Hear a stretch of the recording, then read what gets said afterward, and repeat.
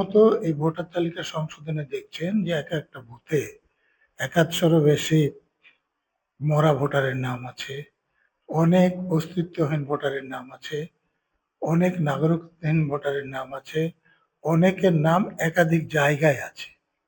এগুলো তো একদিকে যেমন আছে, অন্যদিকে তেমনি গুন্ডা বদমাশরা যারা শাসক দলের বিরোধী পক্ষকে ভোট দিতে চায় তাদেরকে বাড়ি থেকে বের হতেই দেয় না ভোট দিতে যাওয়ার জন্য। যারা তারপরেও বেরিয়ে বুথের লাইনে দাঁড়ায়, সেখানেও তাদের উপর আক্রমণ করা হয়, বোমা পড়ে, গুলি পড়ে।